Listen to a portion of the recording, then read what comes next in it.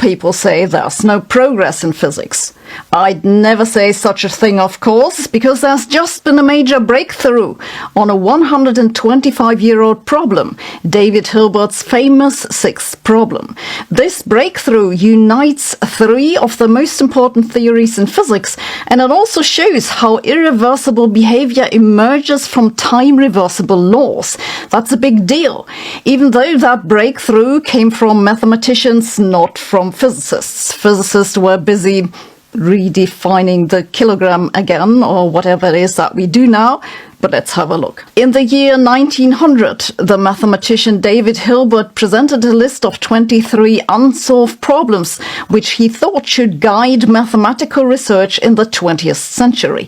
Some have been solved, some remain open, and some are so vaguely formulated that we're still arguing about what it would even mean to solve them.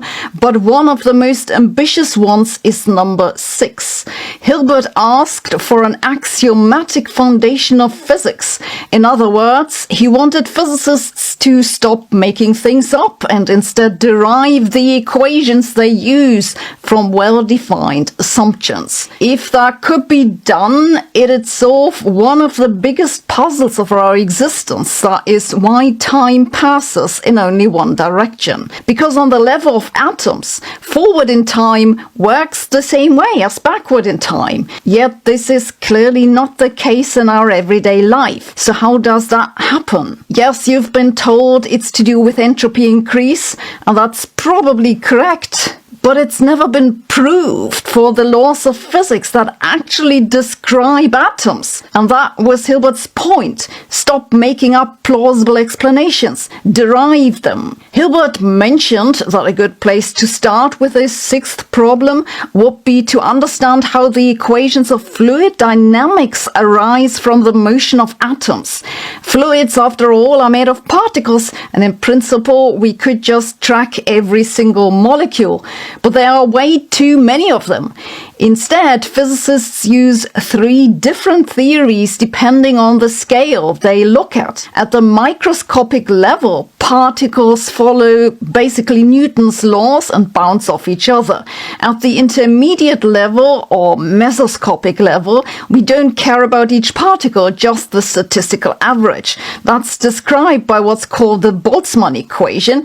And at the macroscopic level, we have equations for the flow of air and water, the Euler and Navier-Stokes equations. Each of these descriptions works in its own regime, and we expect that the higher levels can be derived from the lower ones. But Hilbert asked, well, where's the derivation? That's what the authors of the new paper did. It's a fairly long technical paper, hasn't been peer-reviewed, and I admit that I don't understand the details, but it plausibly looks like they actually solved the problem. They show that if you take a large number of tiny hard spheres, all bouncing around in a box, and let them follow Newton's laws, then as you zoom out, you first get the Boltzmann equation, and then you get the equations of fluid dynamics. This was previously done approximately for short times, but the difficulty that they overcame was to extend the short time result to longer times. For this, they developed a clever way of tracking and classifying all possible collision histories and then evaluating their probabilities. In some sense, it's a straightforward calculation, devil's in the details. I actually find this a very impressive result. Why does this matter? For one thing, it justifies the equations that we use every day in engineering, weather prediction and aerodynamics. We now know they aren't just good guesses, they follow from the underlying laws. But maybe more interestingly, this shows in detail how irreversible behavior can emerge from reversible laws and why time has a direction for us. It's like the first step to answering Isaac Asimov's last question, how can we decrease entropy? That, I think, is the ultimate question that any living being in this universe will eventually ask. That, and when did my joints begin making this sound? But as impressive as this breakthrough is, It doesn't entirely solve Hilbert's sixth problem.